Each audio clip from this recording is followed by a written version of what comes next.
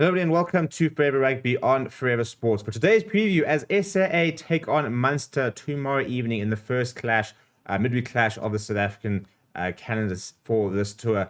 It's a very good SAA side that has been named. It's a decent Munster side, obviously missing a lot of international players who are away on international duty. So it was never, unfortunately, going to be the strongest Munster side. But there's a couple of nice players. They're all being captained by Jack O'Donoghue, who is an Ireland international.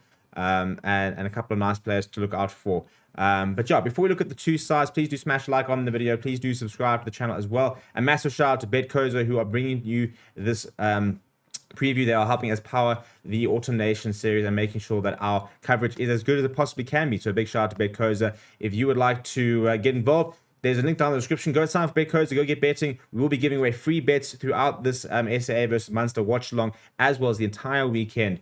So if you would like to get involved in that, then make sure that you go and sign up for Betcodes. A link in the description. In terms of the two sides, we'll start with the Munster side, and this is how they will line up. So, as I said, it's a very different side to what we sort of usually see. You know, no sort of Peter O'Mahony, no Ty Byrne, no Joe Carberry, for example. So many players who are unavailable to Munster for international duty, but still quite a couple of nice names and some players who I think will definitely sort of, first of all, test the SAA, but I think also importantly, I think these sort of games, whilst from an SAA perspective, you're looking at young players who are sort of putting their hand up and trying to show that they will be international players one day. I think this Munster side is sort of in a similar sort of attitude in terms of a bunch of players who are not necessarily the first team, the first choice, but they've got an opportunity to impress. They've got an opportunity to show their worth against what is essentially an international B team. I mean, not even essentially, it is an international B team.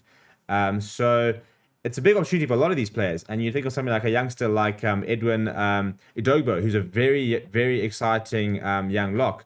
I think that these sort of games are perfect for something. He's 19 years old. He's already 122 kgs, packs a big punch.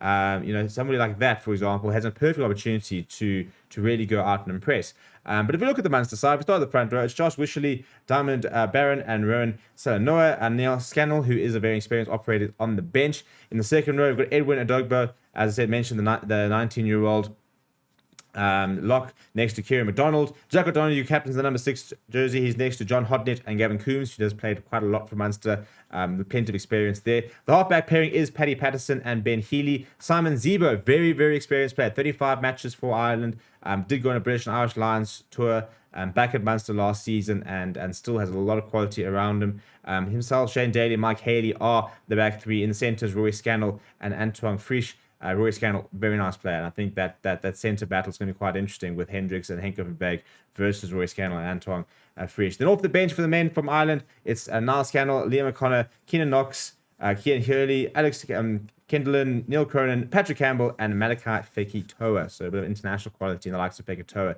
coming on in the second half. If we look at how the South Africans will line up, this is the starting 15 for the South Africa A. That will be captained by Thomas Toy in the front row alongside Ntuthuko Ngunu and Joseph Dweba, who are both internationally capped. And Ntuthuko Ngunu making his debut earlier this year. Joseph Dweba kind of falling out of favour within the box squad. So a massive opportunity for him to put his hand up to show that he still is international quality and that he still could be in the World Cup plans. Jason Jenkins back in the Springbok fold will get an opportunity to impress in the South Africa A and might be able to sort of find his way into a potential team for the Springboks in the next week or two.